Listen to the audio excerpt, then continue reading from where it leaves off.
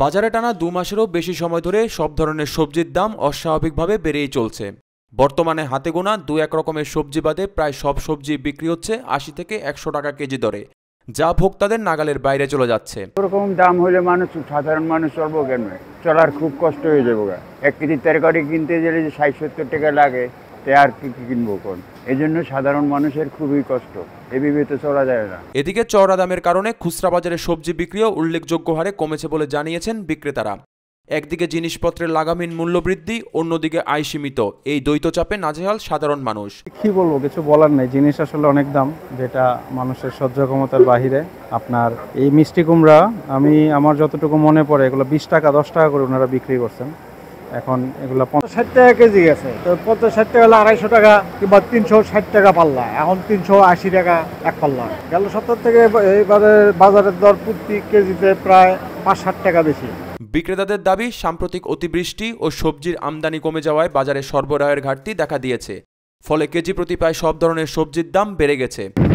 এখন সবজির আমদানি কম, সবজি বৃষ্টি বাদল হয়েছে, নষ্ট হয়ে গেছে, সবজির বাজার বেশি, কাস্টমার কম, মালের দাম বেশি না।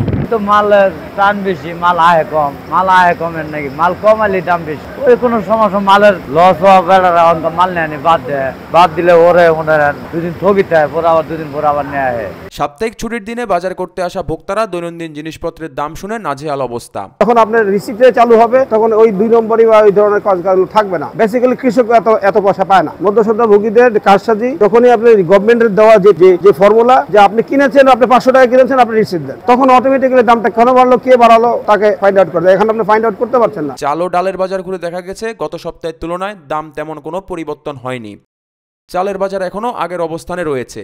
বিক্রেতারা জানান, খুচরা বাজারে প্রায় প্রতিদিন 5 থেকে 10 বস্তা চাল বিক্রি হচ্ছে, যা তাদের মতে সন্তোষজনক। ক্রেতার উপস্থিতি নিয়েও তারা আশাবাদী। টিকিট চাইল হলো আপনার 75 টাকা কেজি, আটাশ হচ্ছে আপনার 60 টাকা কেজি, নাজির হচ্ছে আপনার 75 টাকা কেজি।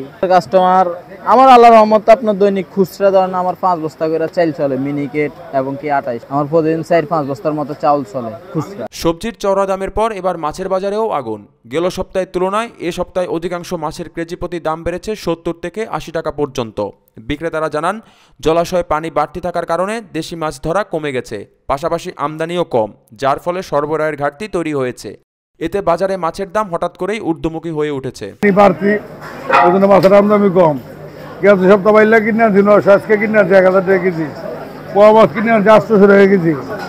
মাছের শেষ বেচে কিনি নেই, বাজার কাস্টমার নাই। আমরা মাল ঠিকই কিনে আনি, কিন্তু বেচতে পারতেছি না। এই সপ্তাহ বেশি, গেছে সপ্তাহ থেকে সপ্তাহ দাম বেশি। পার কেজি 70 থেকে 80 টাকা বাড়ছে। ইলিশ মাছ বাড়ছে পার কেজি 200 টাকা।